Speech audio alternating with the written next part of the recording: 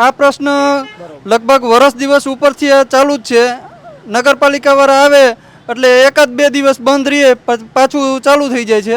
અત્યારે આપણે મોરબીમાં મંગલ ભવન નાગર પ્લોટ કલેક્ટર બંગલાની સામે આવી ગયા છીએ કે જ્યાં ગટર ઉભરાવાની સમસ્યા ચાલી રહી છે. નમસ્કાર, આરબી ન્યૂઝમાં આપ સૌ લોકોનું હાર્દિક સ્વાગત છે અને હું છું તમારી સાથે તુષાર ઉઘરેજા. અત્યારે આ ગટર ઉભરાવાની સમસ્યા કેટલા સમયથી આ છે, શું લોકોને પરેશાની થઈ રહી છે, આ બધું જાણવા માટે આપણી સાથે એક ભાઈ જોડાણા છે કે જે અહીંયા જ રહે છે. તો એમની એ વિશે આપણે પૂછશું કે એમને આ ગટર ઉભરાવાની સમસ્યા વિશે શું છે કેવું. સૌ પહેલાં તો આપનું નામ કહેજો. મારું નામ હરવી જયસિંહ જાડેજા છે. સાહેબ, છેલ્લા 6 મહિનાથી અમારે આ તકલીફ છે. આ રહેણાંક વિસ્તાર છે, આપ જોઈ શકો છો. અહીંયા મારી 2 બારી છે. અહીંયા નાના નાના છોકરા રમતા હોય છે. 2 બાજુ 2 ફ્લેટ તમે જોઈ શકો છો, તમે દેખાડજો. સામે જ કલેક્ટરનો બંગલો છે, એમના ઘર પાસેથી પાણી જાય છે. હવે 6 મહિનાથી અહીંયા જો નિકાલ ન થઈ શકતો, અને દુકાનવાળા બધા તમે જુઓ, બધા ધંધાવાળા છે, બધા ત્રાહીમામ થઈ ગયા છે. અને ફરિયાદ કર્યા પછી તે કોઈ એમને જવાબ મળ્યો નથી.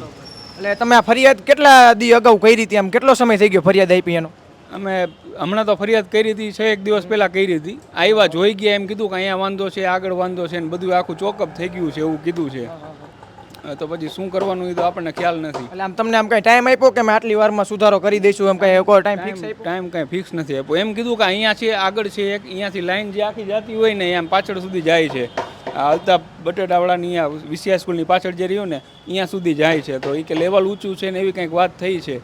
બાકી આગળ શું એ આપણને ખ્યાલ નથી કાંઈ. અત્યારે આપણે કલેક્ટર બંગલાની સામે આવેલી આ દુકાનોના માલિકો સાથે આપણે જોડાયા છીએ કે જેમની દુકાનોની સામે જ આ ગટર ઉભરાઈ રહી છે. તો એમને આપણે પૂછવાના છીએ કે એમના આ ગટર ઉભરાવાના કારણે શું તકલીફો થઈ રહી છે. આ ગટર ઉભરાવાના કારણે તમે જોવો છો કે અત્યારે આટલો તડકો હોવા છતાંય પાણી સુકાતું નથી. તો કસ્ટમરને આવવા માટે પહેલાં તો રસ્તો જ નથી મળતો, અને આ ગંદા પાણીમાં એ પગ કેવી રીતના મૂકીને આવે.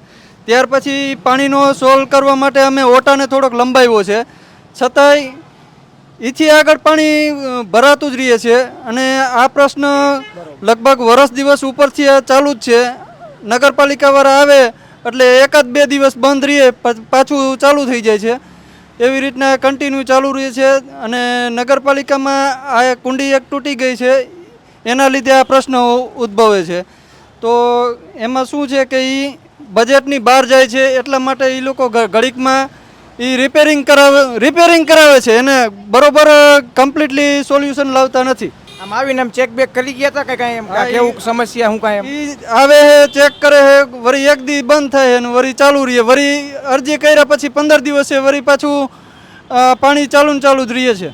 એટલે આવું નવું મુદ્દે હજી કાંઈ સુધારો નથી એમ કહો છો કે ચેક બેક થઈ ગયું પણ હજી કાંઈ સુધારો નથી થયો. તો હજી આ ગટરમાં સુધારો કરવામાં નથી આવ્યો લોકો દ્વારા અને અહીંયાના રહેવાસીઓ દ્વારા. હજી એમ કહેવામાં આવે છે કે ચેકિંગ થઈ ગયું છે, અરજીઓ અપાઈ ગઈ છે, પણ છતાં પણ હજી કાંઈ સુધારો જોવામાં આવ્યો નથી.